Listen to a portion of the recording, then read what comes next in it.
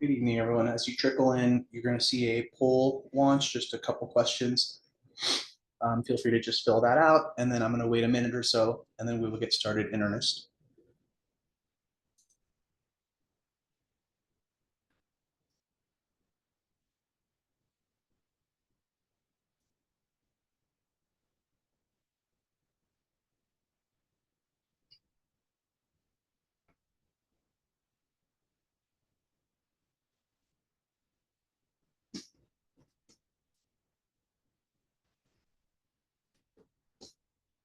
And for those of you just joining, you may see just a poll launching. Go ahead and fill that out.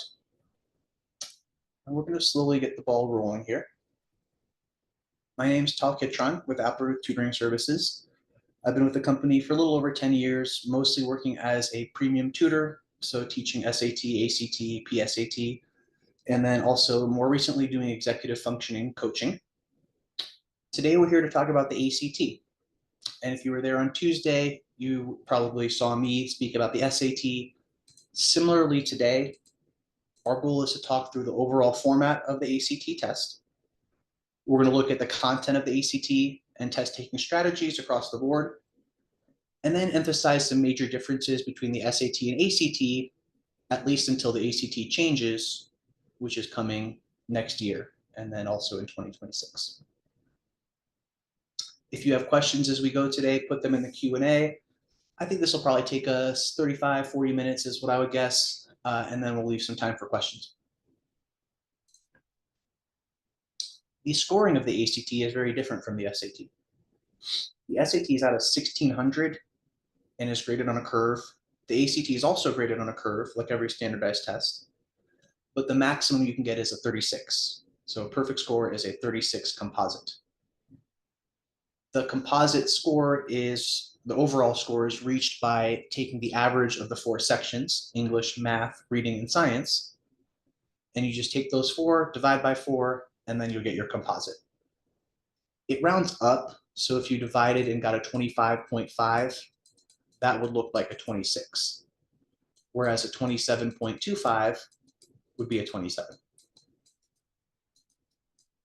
So it rounds up at the half, and then like 27.25, you would just need one more point on any section to get to a 28.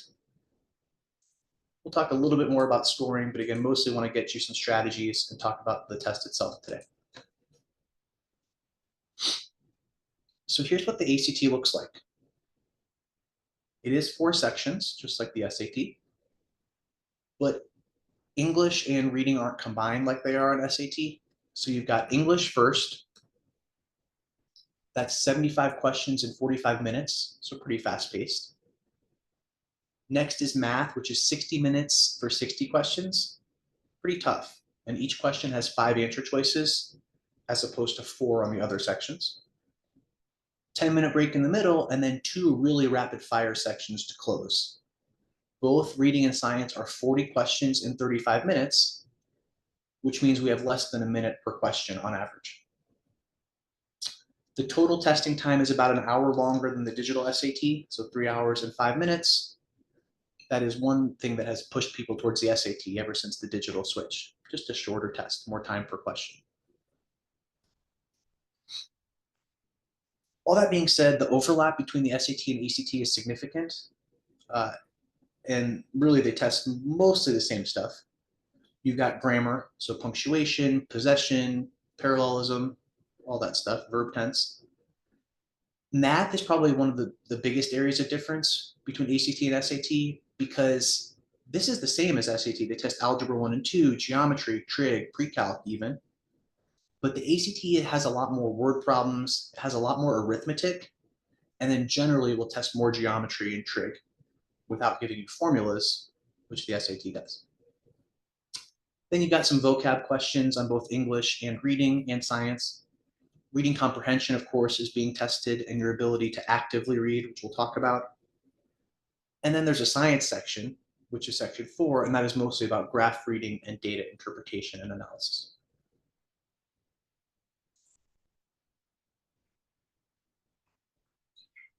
The ACT, much like the SAT, is a test of effort, not intelligence. So if you practice and you really understand how do these test writers operate, what are the questions they tend to ask, and how do they tend to pose these certain topics? And then you also really have to practice your pacing. It's a very fast-paced test.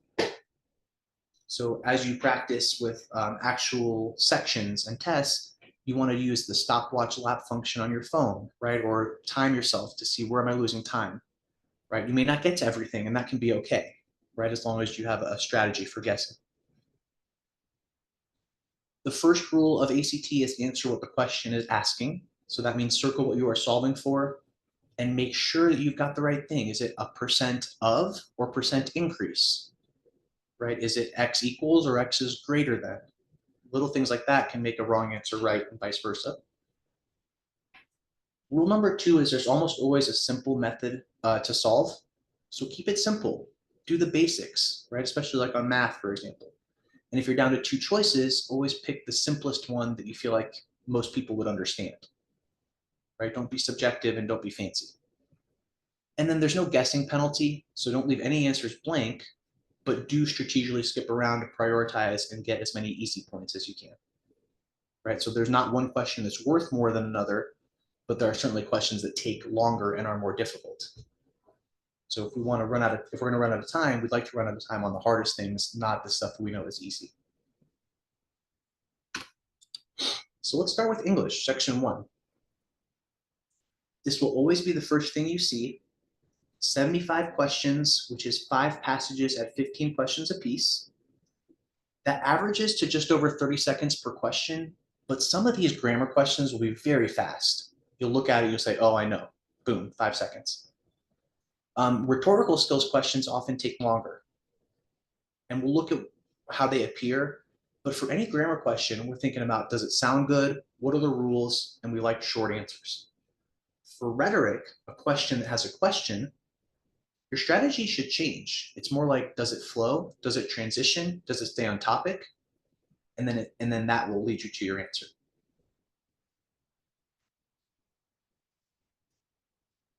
So here's your first test taking tip. On English, you've got passage on the left, answers on the right. We don't really need to read the passage. Like, yes, you'll need context sometimes, but I would start on the right side. And when you look at the question, you look at the answers. So what is underlined plus the choices. And that should tell you what's being tested. So like here I see glide, gliding, glides, and were gliding. Well, it looks like verbs, which people think is usually verb tense. But if you look more closely at glide versus glides, that is actually telling you a lot. That is saying, number 1, this is probably not verb tense. It's probably subject verb agreement. Number 2, if that's the case, usually the subject's way before the verb. Sometimes they do weird things like put the verb before the subject, which is what you're going to see here. And then the third thing we know, honestly, and this is just for me doing this for many, many years, is one of these is probably right.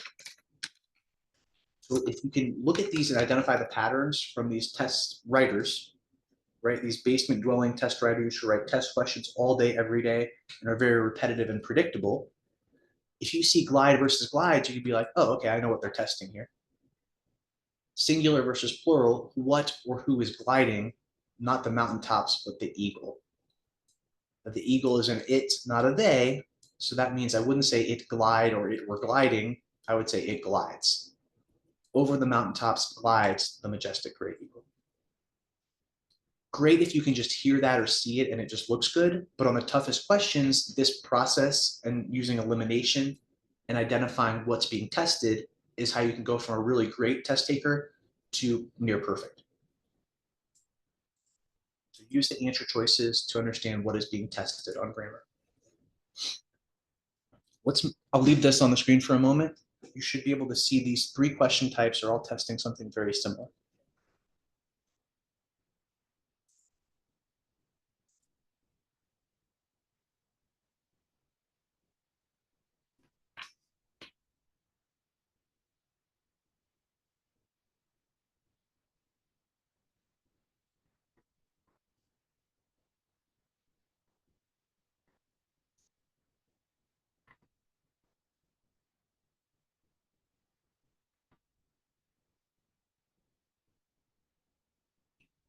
Looking first at number 1, you should notice that the underlined portion has a semicolon. The answers have comma and, no comma, and then a colon. So clearly testing punctuation and clauses. Very good for the person who guessed that. And honestly, all of them are. Number 2 is testing commas. The answers either have commas or not, and they're different placement. And then number 3 is testing punctuation again. The most important thing, or at least easiest trick on this page I can give you, is that B and D in question 3 are identical. Semicolons and periods are the same on this test. They both must have a full sentence before and after. So if you see an answer with a semicolon, an answer with a period, but nothing else around them has changed, they're both wrong. They can't both be right. Back to number 1. The first choice to test would be the semicolon, because again, it's like a period. We have a full sentence before the semicolon. 1995, divers off the coast of Japan discovered a surprise on the seafloor, full stop. But then circular patterns made of sand, that's not a full sentence. Can't be A. Then B is a comma and, which is honestly the same as a semicolon. A comma fanboy or comma conjunction would also just sound bad. They discovered a surprise on the seafloor and circular patterns made of sand? No. And then we must pause. So D, a colon, is an introduction. Full sentence must come before a colon. That is the number 1 rule. And then it's got to introduce whatever comes next. It's a drum roll. They discovered a surprise on the seafloor. Drum roll, please. What was it? Circular patterns made of sand. And then for number 2, whenever you see commas, which are actually harder to test than semicolons, periods, colons, dashes, make the pause very long in your head and note that commas separate ideas. So if it's only one idea, we don't want a comma. I'd be testing choice B first on number 2. These circles were often over 7 feet diameter. It contained concentric rings and ridges, making them appear. It's like, that's too breathless. We need to stop after ridges, but we do not need to pause anywhere else. They were often over 7 feet in diameter and contained concentric rings and ridges, making them appear much like a target or landing pad. That's independent, comma, and then a dependent clause. And then 3 is misleading because we see some things that look like they might be other hyphens, but this is just a compound word. This is just the word ending before they could finish it, right? So there's the hyphen to show it's periodically. Because there is no dash, it's unlikely that the dash would be correct. And here we just want a comma. As currents gradually erode them away, the circles would periodically reappear. So this is how this goes. It's all process elimination. You may not love the correct answer, but you'll certainly not like the answers that are wrong. And sometimes that process of elimination is all we can really do.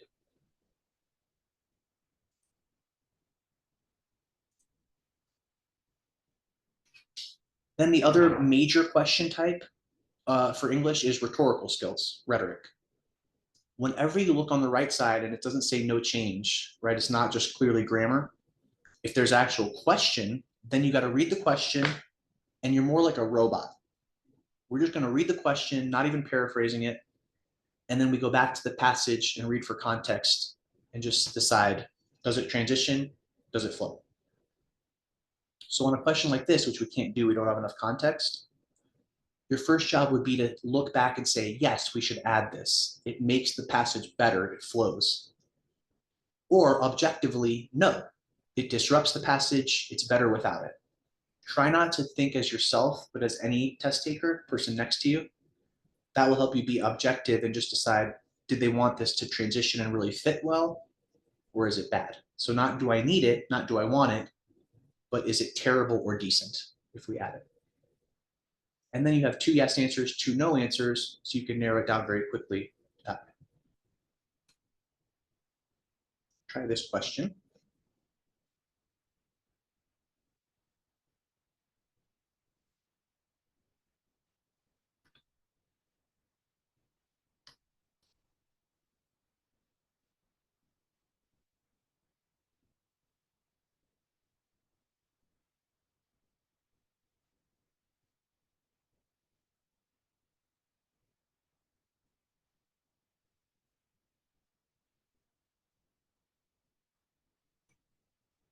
even though on grammar questions, I'd be looking at choice A or D because they're the shortest, for rhetoric, that does not matter.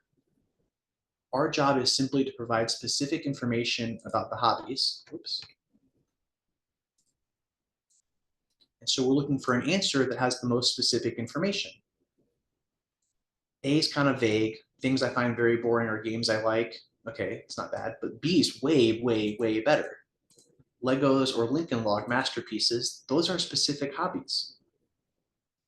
Slam dunk answer. So even if you initially feel better about grammar than rhetoric, these are the types of questions that end up being really simple and straightforward if you know what's being tested. If you just stay robotic and keep your eye on the prize. But this one's just B, by far the most specific answer choice. Okay, so English test taking tips and tricks. Say that 5 times fast. Differentiate between grammar and rhetoric. Flat out, right? Half of them ish will be grammar, half will be the longer questions. If it is a grammar question, trust your ear and we like short answers. Whereas if it's rhetoric, we don't care about that at all. We just want it to transition and stay on topic objectively. On English, especially if you're at a high level, treasure each question as if it's worth 1 point to your score, right? You can miss 5 out of 75 questions, and that might take you down from a 36 to like a 32, right? So every question may be worth 1 point to your English and maybe even the composite score. It's just tough. You got to repeat the same process 75 times and just look for the same thing with little nuances and differences throughout. Okay, we'll come back to English if we have questions later. Let's talk math. Unless you have an extended time accommodation, 60 minutes for 60 questions. Pretty rough. Most people do not finish the math, at least not confidently. There are no formulas provided, but you will need to memorize some, especially geometry stuff, like area of a circle and all the area and circumference and perimeter and volume equations.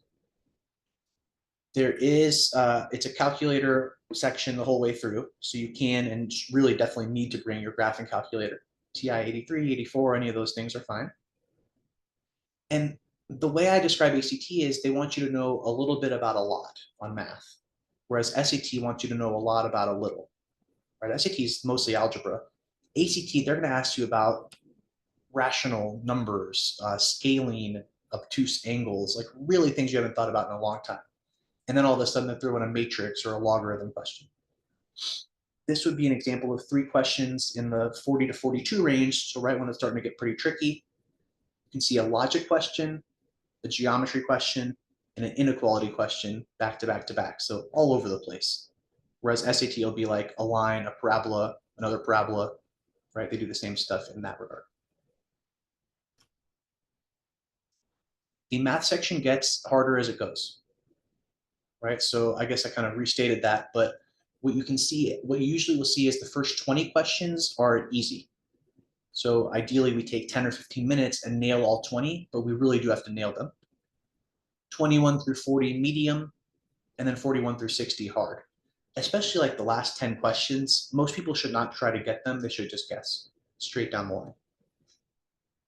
You can see almost half algebra, but a ton of geometry, decent amount of arithmetic, and a decent amount of trig. Arithmetic can be the hardest stuff. Absolute value, inequalities, percentages, just things we haven't thought about or like worked on at all in years. But remember that there's usually a simple solution. So there's usually a way around doing the very tough math. So let's talk overall strategy. What you're solving for. There's so many people who finished ACT math feeling really great, and then they missed like 5 of the first 30 because they solved for y instead of x, or they flipped a negative sign. So circle what you're solving for, translate words into math and show your work. Make sure you're punching it into the calculator when needed and use your calculator to its full benefit, right? You can do logs and matrices on the calculator if you know how. And then within reason, check your answer. So we don't really have time to check all the answers, but let's say you're finding a degree measure and it looks obtuse, but you came up with 40. Like, wait a second, it has to be more than 90. This doesn't really make sense. So do double check the logic check quickly, but on the ACT math, you got to move fairly quickly. It's fast-paced. So when you see math problems like 29, which is a SOHCAHTOA question, and number 30, which is an absolute value inequality type question. You have to realize that, like for SOHCAHTOA, immediately what I would do is write that out on the page. Right? They don't provide it. And so you may need a refresher. You can review that individually. You can review it in a class or with a tutor, but got to know SOHCAHTOA, and then this question's easy. If you don't, that question is darn near impossible because people are going to be looking at that thinking, I don't know what this means. Right? But if you know it's opposite over adjacent, then 29 would just be answer choice A. And then for 30, they're saying what's irrational, right? So you got to remember, oh, irrational, that means like an imperfect square root, or like pi is irrational, whereas anything with a fixed endpoint is rational. So like you could cross out F and J on number 30 because those are both equal to 4, which is a rational number.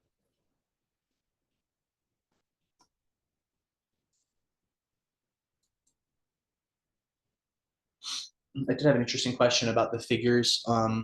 They say over and over again, they say on ACT that this figure is not drawn to scale. So in other words, you can't rely on the fact that B is the shortest side here. But in my experience, they pretty much are always drawn to scale. So you can't rely on it to like the point of measuring. But from what I've seen on the ACT, they draw things to scale even when they say they don't necessarily. So you shouldn't see like a very, like B being longer than A would not happen on this test in this situation. Let's try this, just an example right triangle question. So we know step 1 is what am I solving for? It's a right triangle question. And if it's not a special right triangle, which could be a 30, 60, 90 or 45, 45, 90, things that are provided on the SAT and rarely tested. There are also Pythagorean triplets, which might be going on here too. So if you know the 5, 12, 13 type of triangle, you're going to be in good shape here. But either way, if we know 2 sides of a right triangle, we can use Pythagoras to solve for the 3rd side. So here in this case, the legs are 24 and B. 24 squared plus B squared would equal 26 squared. And then we just do the computations. We get B squared is 100, so B would be 10. We would check, you can see it's a 5, 12, 13 multiple. Oops. And then an answer choice is 10. It looks good. It checks out. Right? Makes sense looking at the graph and all our work. So 18 would be J. And this is a very classic ACT question. They test this all the time. Again, SAT gives you the formulas, ACT does not, but ACT tests it more often. Here's a probability question that we can try.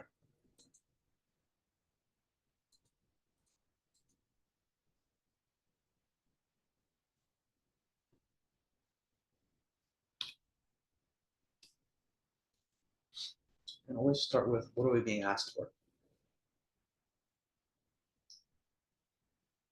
We're asked about how many cashews must we add, so the probability of randomly drawing a cashew is 2 over 5.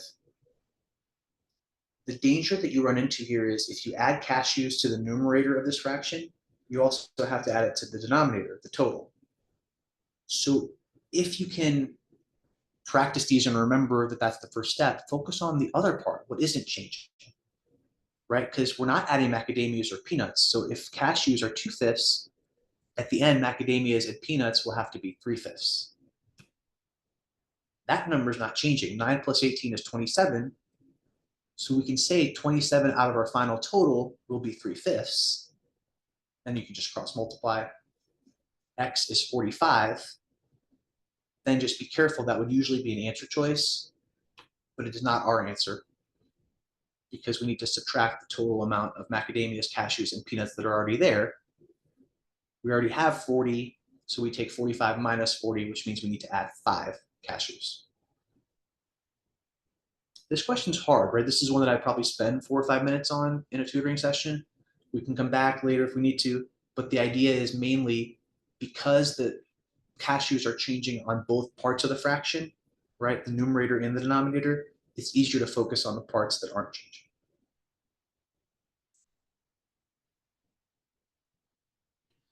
The final math test taking tips and tricks would be show your work, use your calculator. Prioritize easier questions, which are usually the first 30-ish at least. Make sure you nail all of those. Very much okay to not to get to all 60 questions, but do not leave anything blank. There's no free response, it's all multiple choice. My recommendation is go straight down the line with E and K, even if you do that for like the last 5, 10, 15 questions. You're bound to get a few of them correct. You're not going to miss them all, like if you Christmas treat them. And you're better off spending more time on earlier questions that are more gettable. Do make sure that before the test, you review your geometry and your trigonometry rules. So GTOA, but also basic formulas like area, perimeter, volume. And then mean, median, mode, and basic stats as well. If they do not give you a shape, but they tell you there's a rectangle or triangle, make sure you draw it, especially if it's in the coordinate plane. And then if you get stuck, which like it will happen, we're going to get stuck no matter how good we are with this, because we're going to see questions that we haven't done in years. Use the answer choices if they're friendly and work backwards. If they're not, think about plugging in your own numbers, like 0 or 1, or maybe 2 is usually the first one I would try. All right, let's talk reading. This is section 3. So you get a 10-minute break. You've done the longest sections. And now you've got 2 time crunch sections, reading and science. On average, 52.5 seconds per question, but that's a bit misleading because you also have to read a passage and do 10 questions in less than 9 minutes. So again, you may not get to everything, and that's okay. Depending on where you start, right? If you're starting at like a 15 out of 36 on reading, which a lot of people are, maybe we're definitely not trying to get to all 4 passages, maybe not even trying to get to 3. We're going to try to get 2 passages and nail them. So in that case, you could take like almost 18 minutes per passage, right? Just try to get 20 questions and then guess straight down the line for the others. You'll get a few of them. More common would be, all right, I can't get to all 4 passages, but if I take a bit more time and do 3 passages and really am careful, you can boost your score a ton, and then you're just guessing on 1 passage. Probably better off than doing like a half-hearted job on several passages. And then if we are trying to get to everything, which many people are, it's just under 9 minutes per passage. So you get 8 minutes and 45 seconds to read a passage and do 10 questions. Even with like, if you are able to do that, I still would probably recommend skipping a question here or there just to preserve momentum and time. So that if we're trying to get to everything, it's 8 minutes, 45 seconds per passage. The reading passages always go in order. You don't have to, but they always go in this order. So literature, prose and fiction. Social sciences, fact-based. Humanities, a little bit more like passage 1. And then natural sciences, which is just very much fact-based, sciencey.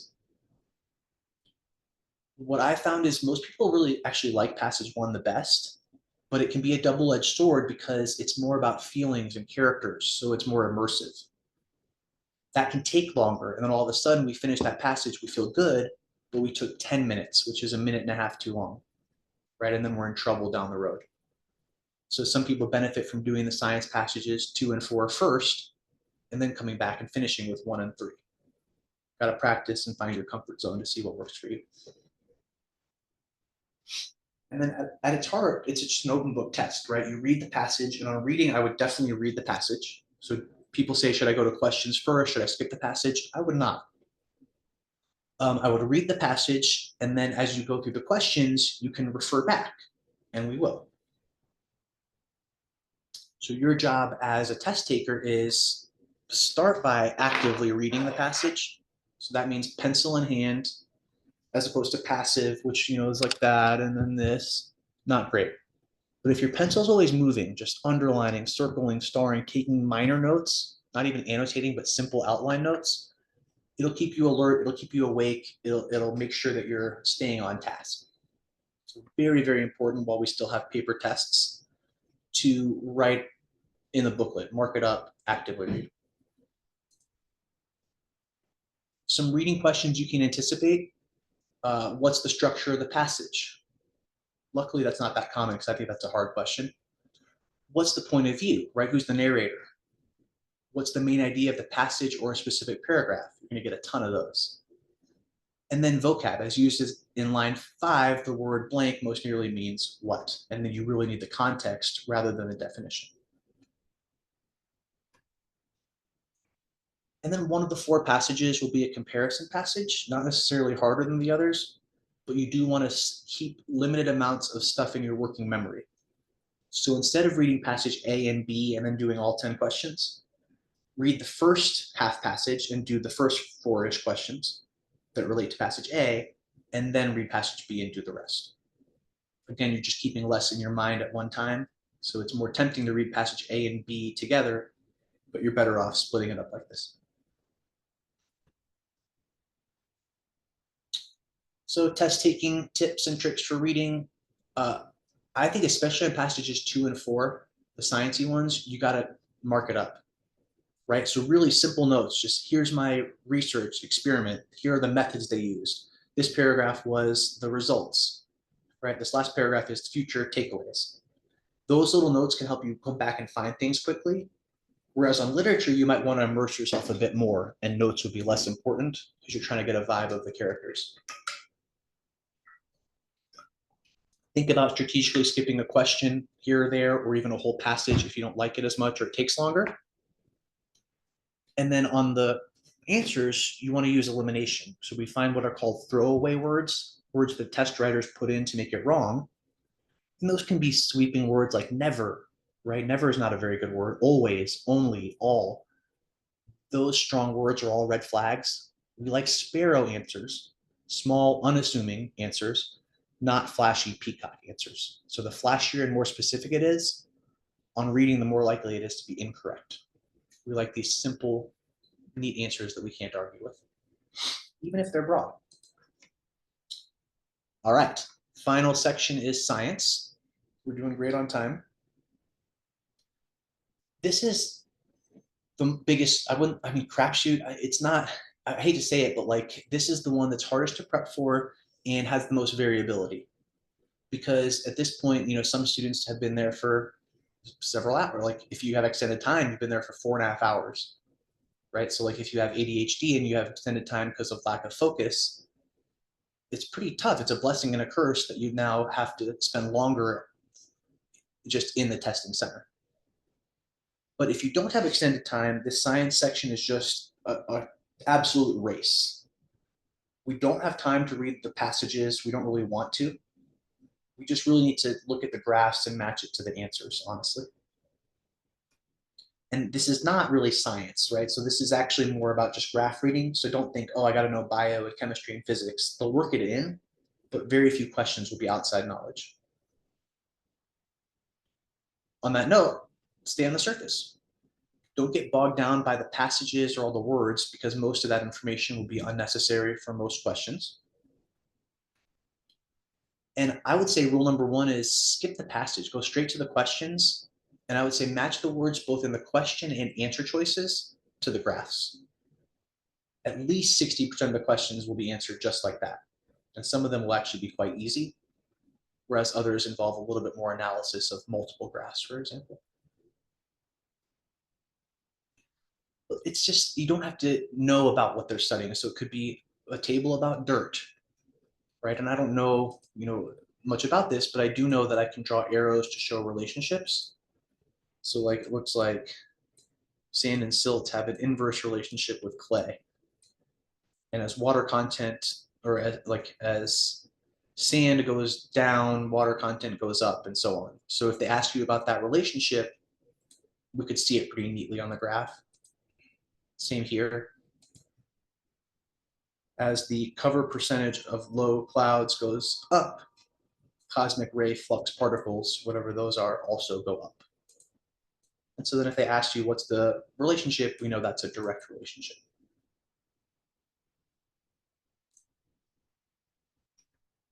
The hardest science questions involve the scientific method, but again, usually we're looking for graph trends. Sometimes you're explaining a pattern based on a relationship. And sometimes you're just finding a point. When a plant was this tall, what's the y-axis say? How much sunlight did it get? And then the harder questions would be, how did these experiments differ? Or why did the scientists use this? Or what was the control group? Things that are a little bit more sciencey. Here's a practice question.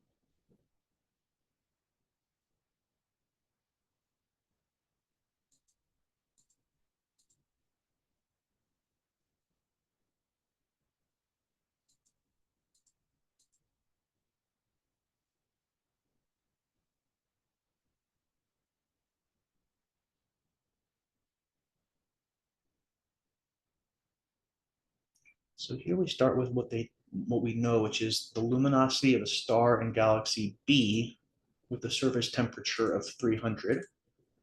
So galaxy B is this dotted line, and then 3000, sorry, not 300. So that's right here. I mean, that's at 1.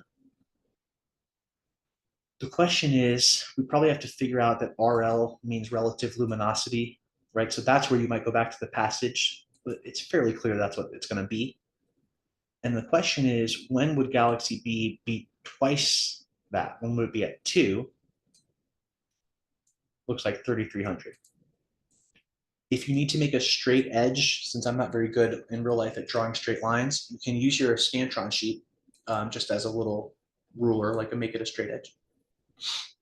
But a lot of these questions are simple like that. You're just finding a point on the graph, and we would know this one's G. Here's another to try. This is a relationships question.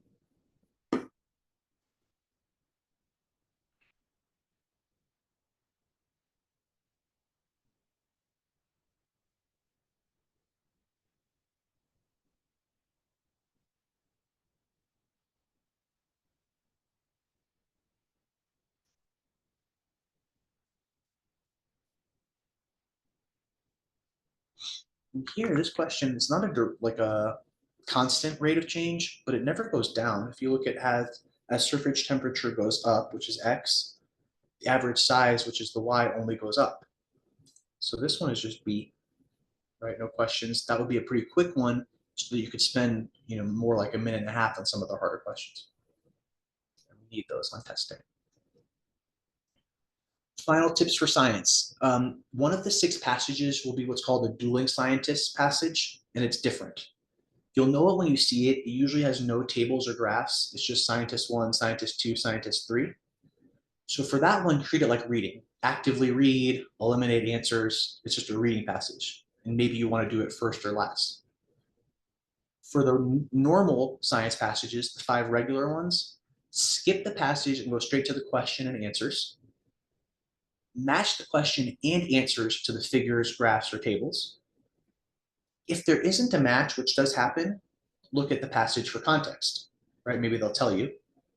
And if you're like, geez, there's still no match, I have no idea what's going on here, use common sense, pick the most logical, basic seeming answer, think like a scientist, but not a rocket scientist. And if you have to guess, you guess and move on, right? The next question or passage will probably be easier.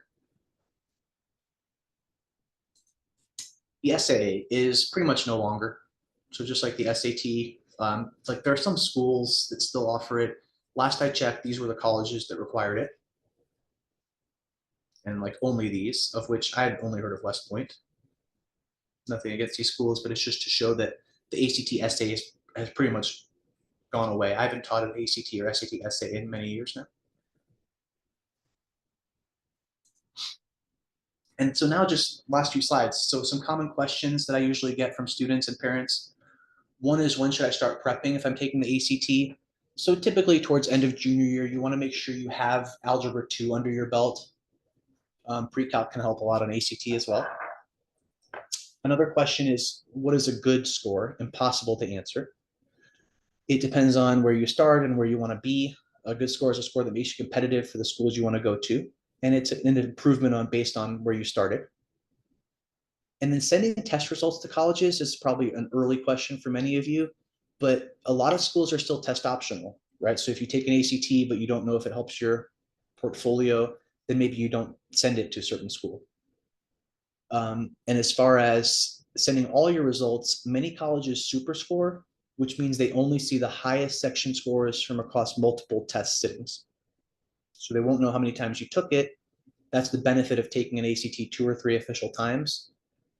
it takes most people 3 times to reach full potential, but also that can help you boost your score even if you don't get like higher on English one time and then higher on math the next, right? That can be good. So super scoring is something to take into account. And then for those of you considering between ACT and SAT, we've kind of gone over it, but the ACT is just way more fast paced, much less time per question. It's also an easier test when it comes to the level of English, math, and reading, right? So just like a lot of the stuff is just more basic. They don't hide the ball at all. It's just kind of more obvious. But with the time crunch, that can still be hard. Science is a massive difference because SAT doesn't have that. But that section is soon to really be only for STEM students who want to show off their science chops, which we'll talk about on the next slide. And also on the next slide, the ACT is making some changes. And when they do these changes, when the ACT changes, the ACT and SAT are going to be very similar, both in length and content. So this is our last thing, just what to expect, and we'll recap what we talked about today. Beginning in April of next year, the online version, which most people don't even know is a thing, but people who take the computer-based version of the ACT, which is a choice in some places, that ACT will be a brand new test, not the ACT we know and some love. Starting in September 2025, the paper ACT will also switch to this version. And then in 2026, for school day testing, the option will become available to schools and districts. So the change is 44 fewer questions and about an hour less testing time. So more time per question, just like the SAT. The science section is becoming optional, meaning really probably only STEM people will take it if they want to show off their science scores. But generally, a lot of people are not going to take it and will be happy about that. And another big change is they're changing math from 5 choices to 4, like the SAT is. So again, a lot more time per question, shorter test, and switching to digital slowly but surely. All right, here's the recap. Section 1, answer choices help you determine what's being tested. You can eliminate them based on rules. When in doubt, trust your ear and cut out unnecessary info. And then for rhetoric, read the question and then use the passage for context. And then again, eliminate and select an answer based on flow and relevance. Math recap. All 60 questions have 5 multiple choice answers. There are no points off for wrong answers, so you don't want to leave anything blank. Memorize basic geometry rules. Write your workout and show it in the test booklet. It should be marked up a bunch. Need your calculator. And then prioritize the easier questions, knowing that 45 to 60 will probably be very difficult. And we can guess on many of those if we have to. And again, it's every section is on a curve with everyone else taking this test. So if everyone's missing 50 through 60, then your job is really nail 1 through 50, right? You can get a very good score that way.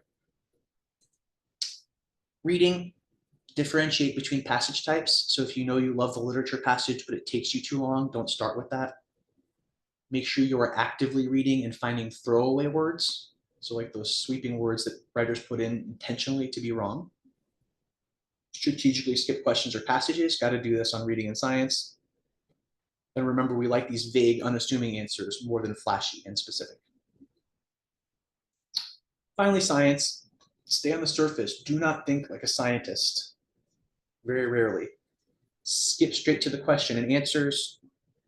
If there's no match right away, look to the passage. If you still can't tell, use common sense. And remember that 6th passage, the dueling scientists, could be 6, could be first, could be anywhere. Just remember that it's different. You might want to do it out of order. All right, pretty good, 44 minutes. That's all I have for today. We're going to launch another quick poll, and I'm going to open it up for questions. So if you have any questions, please shoot them in the Q&A. And if you don't, and you feel fulfilled, hopefully this was helpful, you can feel free to call it a night. I just want to give the opportunity for any of you who do have questions to ask.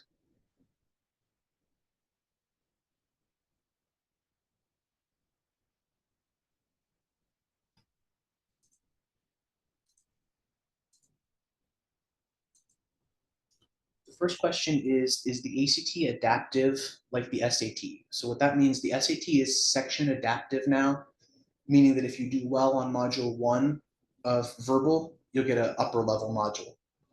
Same with math. The ACT is not adaptive and they have not announced plans yet.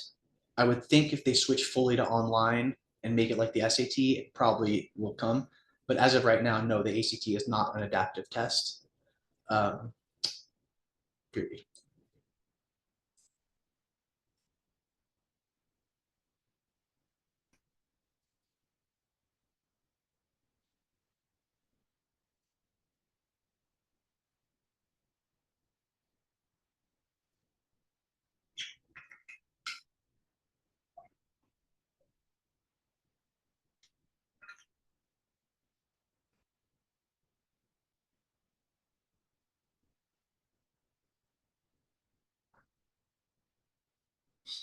Another question is the ACT different depending on accommodations?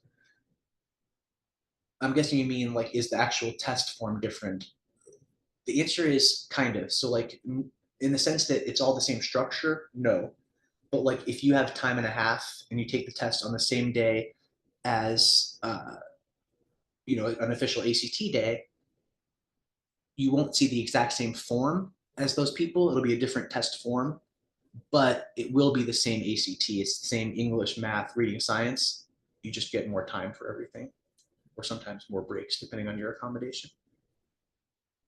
But yeah, same test. Here's one in the chat. Is it better to stick to either the ACT or SAT and try to improve your score, or take both and try to improve the scores of both? It's a good question. In my experience, and I try to treat all my students like I don't have kids, but if I did, I try to treat them as if they were my kid or if it was me in that situation. The best move for almost everyone is take both tests just to get a practice test, just to get a baseline, and then prepare only for the one that you are stronger with and or like more. There is no purpose to taking the ACT and SAT, really. So I would say pick one and stick with that, but just make sure you're going with the test that you feel better about and you're better at. So usually that's our first item of business when starting a tutoring package is take both ACT, SAT, look at results, and let's figure out which one we're stronger at. But no college prefers ACT over SAT or vice versa. So you should just focus on one, pick one test and focus on that. Good question.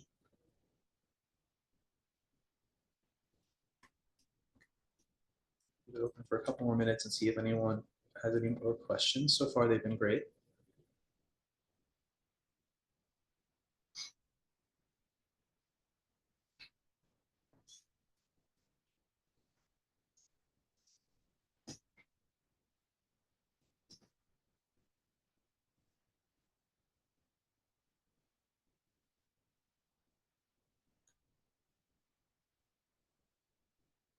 And of course, if questions do occur to you, you can always email info@Applerouth or call this number that we see here. Another question is the current ACT on paper? The answer is yes. So those people who take it in a couple of weeks in September, if you take the October or the December or the February ACT, those are all paper tests. Unless like there is an online version, but it's mostly international. And so unless you have noticed from your school, for example, that it's a digital test, the ACT is pretty much all on paper. And that will be changing gradually starting next year. Yeah, so all the stuff with like moving your pencil, active reading doesn't apply as much to the SAT now because it's digital, it just applies to the paper ACT.